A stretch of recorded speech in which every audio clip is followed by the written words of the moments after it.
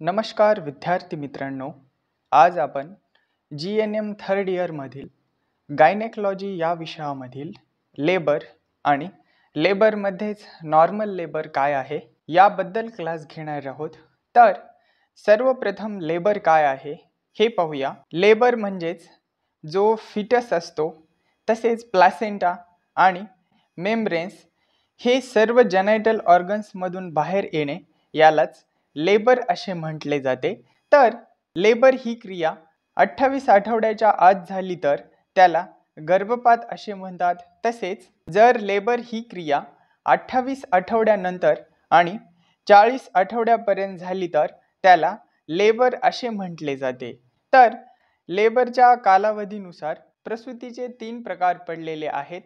सर्वप्रथम प्रकार आहे प्री मॅच्युअर लेबर, द्वितीय प्रकार आहे नॉर्मल लेबर आणि थर्ड प्रकार आहे पोस्ट मॅच्युअर लेबर. तर सर्वप्रथम प्री मॅच्युअर लेबर काय असतो ते पाहूया. प्री मॅच्युअर लेबर म्हणजेच 28 आठवड्यानंतर व 37 आठवड्याच्या आत जर लेबर झाल्यास लेबर यालाच प्रसूती किंवा डिलिव्हरी असे सुद्धा म्हटले जाते. तर 28 वीक नंतर व 37 वीकच्या आत लेबर झाल्यास प्री मॅच्युअर लेबर असे म्हटले जाते. आणि नॉर्मल लेबर म्हणजे प्रेग्नेन्सीचा काळ पूर्ण झाल्यानंतर होणाऱ्या डिलिव्हरीला म्हणजेच लेबरला नॉर्मल लेबर किंवा नॉर्मल प्रसूती असे सुद्धा म्हटले जाते. याचसोबत तिसरा प्रकार जो आहे तो पोस्ट मॅच्युअर लेबर आहे. तर पोस्ट मॅच्युअर लेबरची ड्यू डेट उलटून म्हणजेच जेस्टेशन पिरियड संपल्यानंतर 1 ते 2 आठवड्याच्या नंतरच्या लेबरला पोस्ट मॅच्युअर लेबर असे म्हटले जाते. तर आज आपण नॉर्मल लेबर याबद्दल क्लास घेणार आहोत.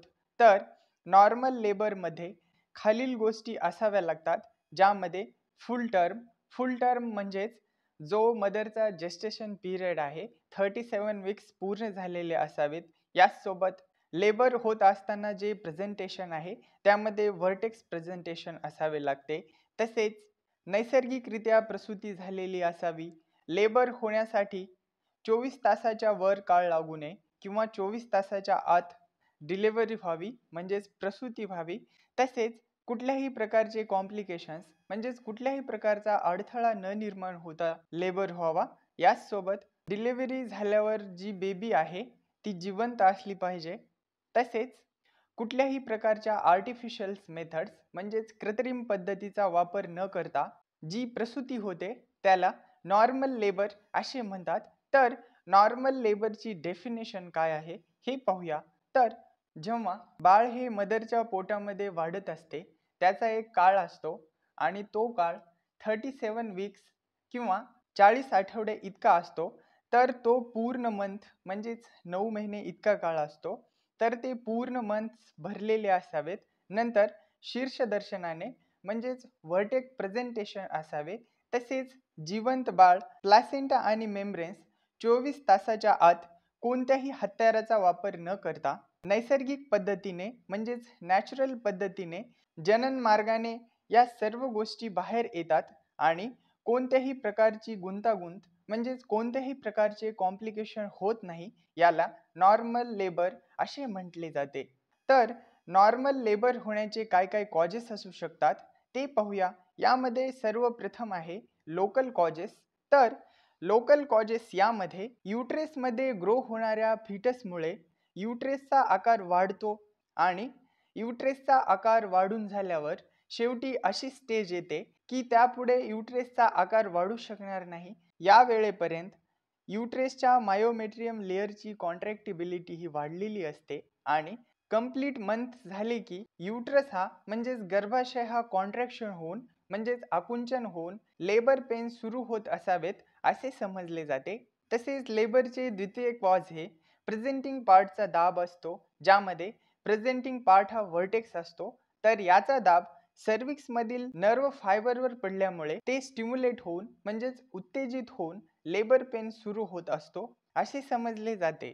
नेक्स्ट लेबर होण्याचे हार्मोनल कॉजेस आहेत, ज्यामध्ये ऑक्सिटोसिन हे हार्मोन आहे जो मदरच्या पोस्टेरियर पिट्युटरी ग्लँड मधून जो सिक्रेट होणारा म्हणजे स्त्रावणारा जो ऑक्सिटोसिन हार्मोन आहे, हा हार्मोन प्रेग्नेंट मदरच्या युट्रेसला स्टिम्युलेट करण्याचे कार्य करते, म्हणजेच उत्तेजित करण्याचे कार्य करते. या ऑक्सिटोसिनच्या कार्याला प्रेग्नेन्सीचा काळ पूर्ण झाल्यानंतर काही सिक्रेशन्समुळे म्हणजेच काही स्त्रावामुळे किंवा फिजिओकेमिकल चेंजेसमुळे स्टिम्युलेशन मिळते आणि लेबर पेन सुरू होतात. तसेच हार्मोनल कॉजेसमध्ये द्वितीय कॉज हा एन्झाईम ऑक्सिटोसिनेज आहे, जे की एक फिजिओकेमिकल रिॲक्शन आहे ज्यामध्ये संपूर्ण प्रेग्नेन्सीमध्ये या सिक्रेशनमुळे ऑक्सिटोसिन निष्क्रिय केले जाते. परंतु गरोदरपणाचा काळ पूर्ण झाल्यानंतर ब्लडमधील या स्त्रावाची लेवल एकदम लो होते, म्हणजेच कमी होते आणि ऑक्सिटोसिनचे युट्रेसच्या मायोमेट्रियमला स्टिम्युलेशन करण्याचे कार्य सुरू होऊन लेबर पेन सुरू होतो. तसेच हॉर्मोनल कॉजेसमध्ये प्रोजेस्टेरॉन हा हार्मोन लेबर होण्यास कॉज ठरतो, ज्यामध्ये गरोदरपणामध्ये जास्त प्रमाणात स्त्रावणाऱ्या प्रोजेस्टेरॉनचा परिणाम हा युट्रेसवर झाल्यामुळे सेडेट झालेला असतो. परंतु जेव्हा गरोदरपणाचे दिवस पूर्ण भरतात तेव्हा ब्लडमधील प्रोजेस्टेरॉनची लेवल ही कमी झाल्यामुळे लेबर पेन सुरू होतात.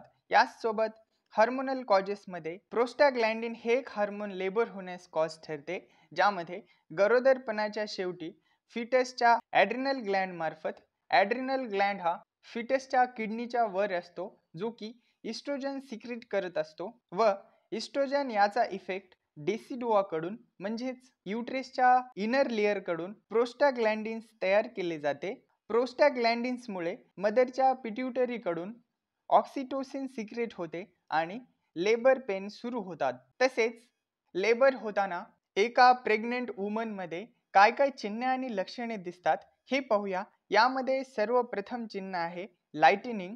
तर 36 ते 38 आठवड्यामध्ये युट्रेसची लेंथ ही झिपिस्टर्नम पर्यंत पोहोचल्याने डायफ्रामवर ढकलले जाऊन फिमेलला रेस्पिरेशन करण्यास त्रास होतो, म्हणजेच दम लागतो आणि लेबर पूर्वी 2 ते 3 आठवडे फिटसचा प्रेझेंटिंग पार्ट हा ट्रू पेल्विसमध्ये खेचला जातो, म्हणजेच फिटस हा खाली खाली सरकू लागतो. त्यामुळे युट्रेसची लेंथ कमी होऊन जो डायफ्रामवर दाब पडलेला आहे तो कमी होतो आणि रेस्पिरेशन हे नॉर्मल होते व फिमेलला हलके वाटू लागते. त्याला लाइटनिंग असे म्हटले जाते. तसेच लाइटनिंग होण्याचे काय काय कारणे असू शकतात ते पाहूया.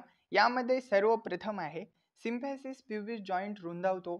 तसेच पेल्विस फ्लोअरचे मसल सॉफ्ट आणि रिलॅक्स होतात, त्यामुळे जवळजवळ युट्रेसचा 4 सेंटीमीटर इतका भाग सॉफ्ट बनतो आणि युट्रेसचा फ्लोअर सेगमेंट ताणला जातो. त्यामुळे फिटस हा खालच्या भागात म्हणजे ट्रू पेल्विसमध्ये खेचला जातो. तसेच युट्रेस जास्त पुढे आलेले दिसते, म्हणजेच प्रॉमिनंट दिसते, म्हणजेच उंचावलेले दिसते. Next frequency of micturition and constipation. तर यामध्ये फिटल स्कल प्रेझेंटिंग पार्ट मदरच्या खाली पेल्विसमध्ये उतरल्यामुळे त्याचे ब्लॅडर आणि रेक्टमवर प्रेशर पडल्यामुळे वरचे वर युरिनेशनला जाण्याची इच्छा होते.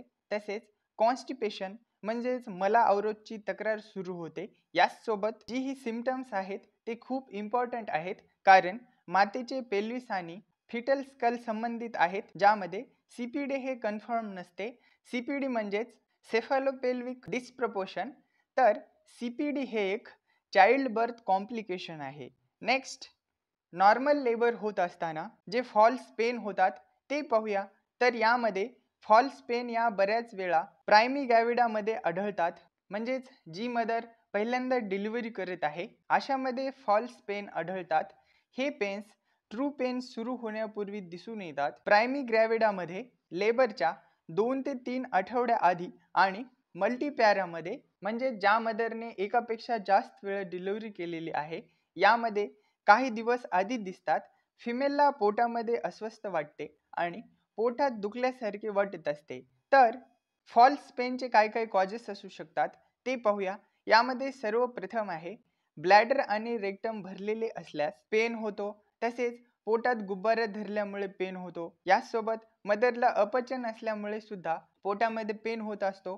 तसेच जे फॉल्स पेन आहे तो पोटापुरत्या भागामध्ये मर्यादित असतात, त्यांचे युट्रेस हार्ड होण्याशी संबंध नसतो. हे पेन सर्व्हिक्सचे डायलेशन करू शकत नाही आणि इनिमा दिल्यानंतर जे फॉल्स पेन आहेत ते नाहीसे होतात. थँक्यू.